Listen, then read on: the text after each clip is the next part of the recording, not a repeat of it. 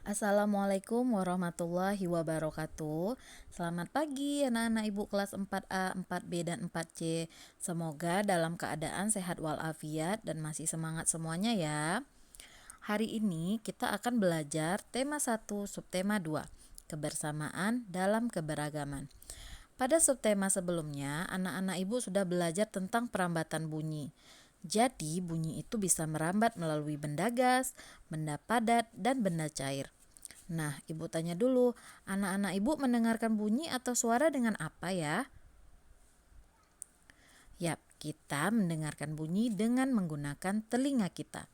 Pada subtema 2 ini, anak-anak ibu akan belajar tentang berbagai macam informasi mengenai telinga.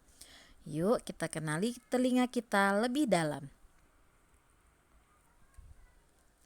Telinga merupakan salah satu panca indera. Kita mendengar bunyi atau suara dengan telinga. Selain berfungsi sebagai alat pendengaran, telinga juga berfungsi sebagai alat keseimbangan tubuh.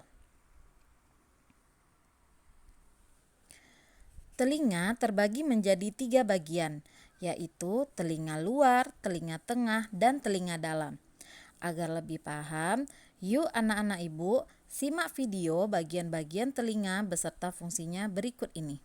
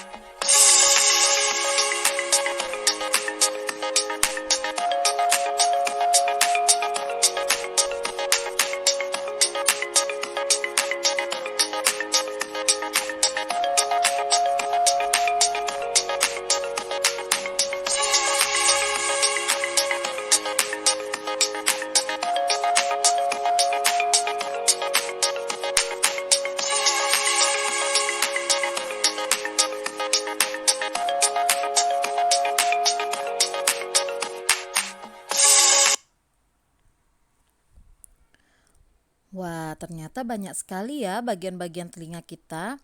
Anak-anak ibu tahu nggak bagaimana proses telinga kita sampai bisa mendengarkan bunyi atau suara? Nah, ibu akan jelaskan prosesnya lewat bagan berikut.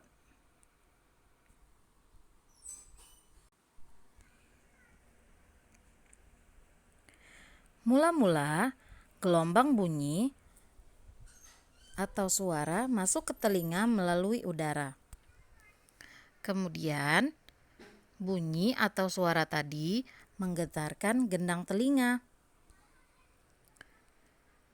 Setelah itu, bunyi atau suara diteruskan oleh tulang pendengaran ke ujung syaraf pendengaran. Nah, koklea atau rumah siput menangkap getaran dari tulang-tulang pendengaran dan mengirimkan ke saraf pendengaran. Saraf pendengaran inilah yang mengirimkan rangsang ke otak. Lalu otak menerjemahkan bunyi yang didengarnya. Seperti itulah proses telinga kita bisa mendengar bunyi atau suara. Luar biasa ya kuasa Tuhan. Anak-anak ibu harus mensyukuri karunia ini dengan cara membersihkan telinga bagian luar secara teratur dengan menggunakan sapu tangan dan air hangat ya.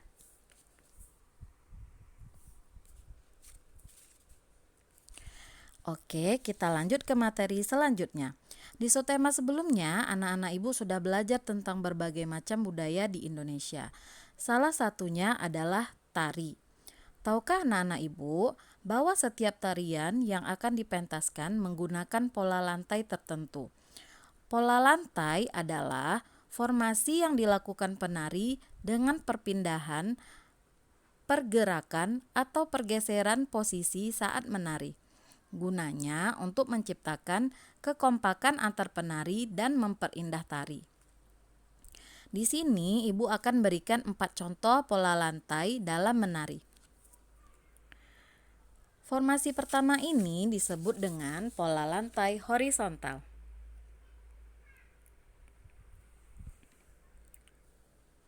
Contoh tarian yang menggunakan pola ini adalah tari saman yang berasal dari Aceh.